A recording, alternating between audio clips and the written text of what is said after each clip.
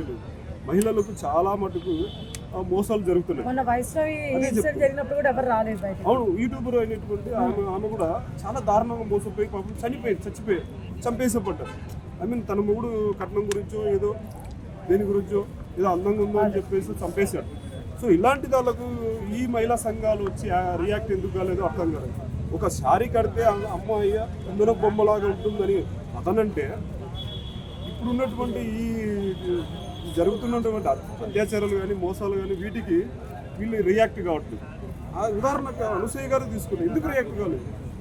అప్పుడెప్పుడో శారీ ఇప్పుడు చిన్మయ్య కానీ ఇంకొకరు క్యారెక్టర్ ఆర్టిస్టులు కానీ చాలామంది ఏదేదో ఎన్నో రకాలు అన్నారు. సో ఇప్పుడు కూడా రియాక్ట్ అయ్యి దయచేసి అవేర్నెస్ తీసుకురండి అని పోలీస్ డిపార్ట్మెంట్ చెప్పడం కానీ, గవర్నమెంట్కి చెప్పడం కానీ, ఇన్స్టాగ్రామ్ ఫేస్బుక్లో ఒక్కొక్కరికి ఒకటే మాత్రం ఉండేటట్టు, అవి కూడా జెన్యూన్గా ఉండేటట్టు.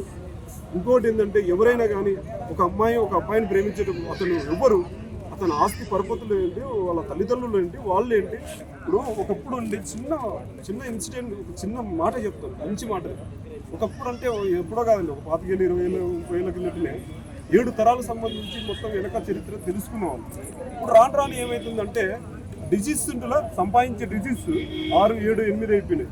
అంటే 6 లక్షలు, 4 లక్షలు, 3 లక్షలు, నెలకు 3 లక్షలు, 4 లక్షలు సంపాదించినట్టు నేను సంపాదిస్తున్నాను కదా, నాకు వచ్చేవాడు కూడా 2 అంకెలు ఎక్కువ సంపాదిస్తుందని చెప్పి పెళ్లి చేసేస్తుంటారు.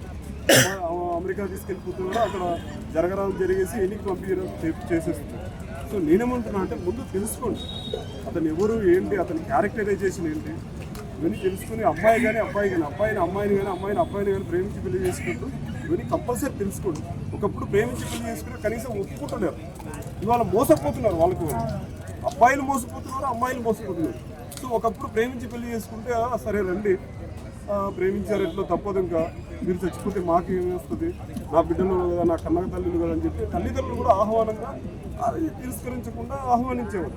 ఇవాళ చచ్చిపోమ్మా, నీ బతుకు నువ్వు మాకెందుకు, సంపాదించుకుంటున్నావు కదా, నీ జీవితం ఇది, జాగ్రత్తగా ఉండు అని ఒక్క మాట తప్ప, అబ్బాయిలు ప్రేమించుకొని వస్తే కానీ ఎంటబడే చంపేస్తున్నారు. దయచేసి ప్రేమించేటప్పుడు వెనక ముందు ఆలోచించండి, తల్లిదండ్రులకు గౌరవం ఇవ్వండి.